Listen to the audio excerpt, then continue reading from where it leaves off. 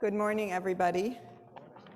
You'll notice that the bulletin says time for children, and typically during Peace's worship, right now, it says time for adults. Typically during Peace's worship right now is the time for children.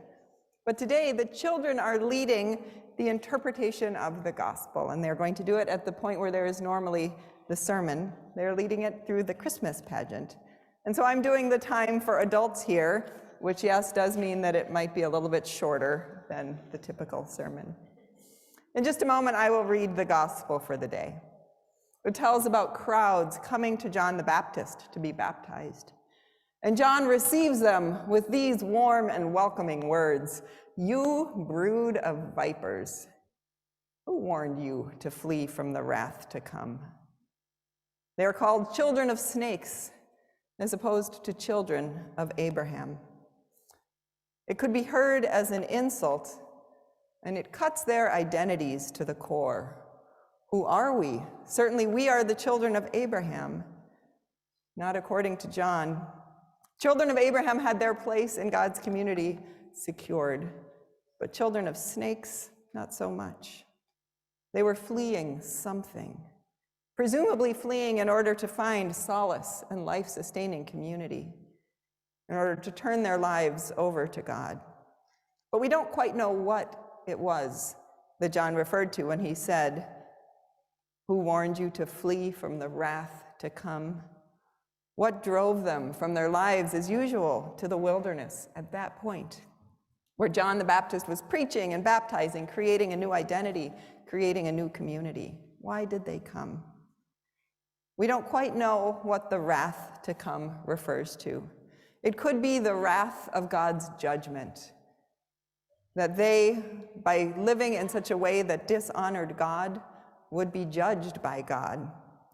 And they realized that, and they wanted to change. They wanted to be judged for being righteous, for being on the side of God's justice and God's truth.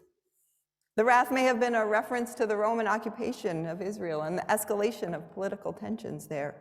It may be that they needed a new community simply to survive. It may have been both, kind of intermingled, this reckoning of their own lives against God's will and God's law in the face of a world that was crumbling, or at least changing. At the very least, them coming to John the Baptist is a cry for help, an indication that they're willing to live a new kind of life. And John didn't give them the welcome that we usually give people when they come to church for the first time. Usually we give them a friendly greeting. There are a couple of people I'll sidle up to and say, "You see those people? They're new. Go, say hello." And then we'll send them follow-up emails. And if I'm being totally honest, sometimes I have a tiny bit of desperation. I hope these people like us. I hope they'll stick around. Not John the Baptist. No. He gives it to them straight, and I imagine his community was small but honest. Because who's sticking around, you brood of vipers? There is something nice about being told the truth about your life, isn't there? And then being accepted and welcomed and told that you can actually change.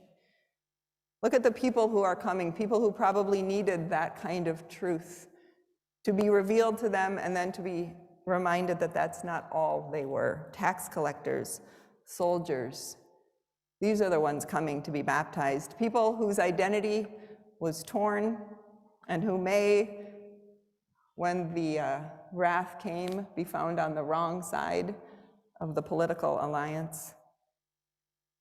These are among those people coming to John, asking themselves, "What shall we do?" And in here is a positive message. They can change their lives. God can change their lives.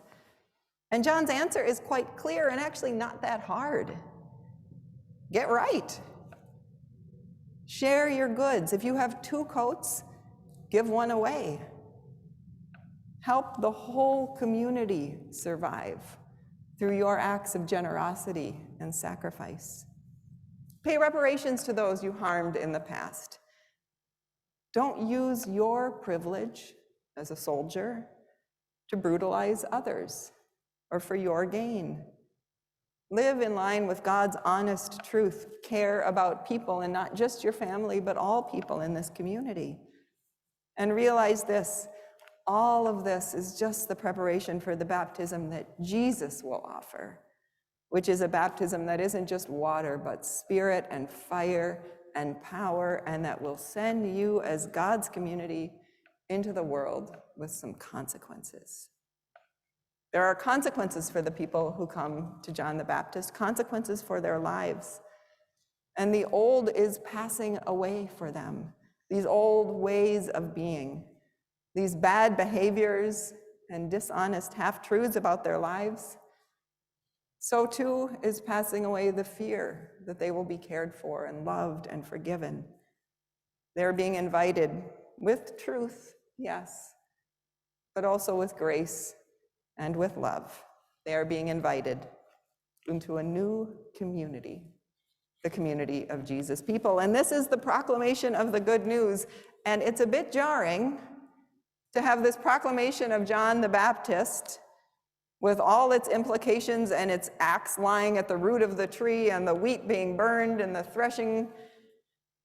Because the next thing that's going to happen is our little kids are going to come forward and lead us in the Christmas pageant.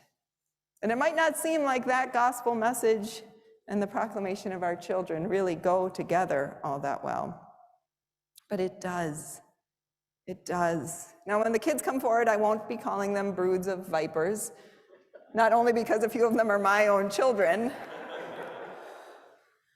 but participation in a Christmas pageant is one of the ways that our children become part of this community, that they inhabit the gospel, and that they take their place in this people of faith, in this community of God's people.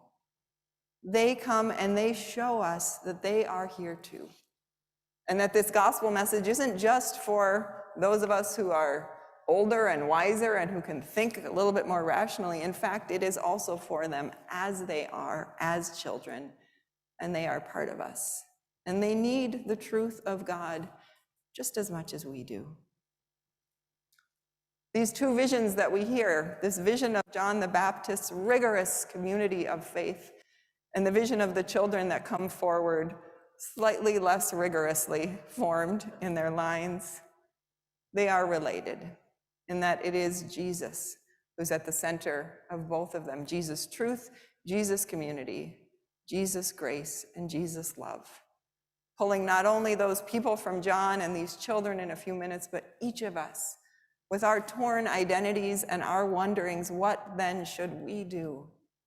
We are told the truth about our lives, and then we are invited by Jesus Christ himself to a life of spirit and power and love.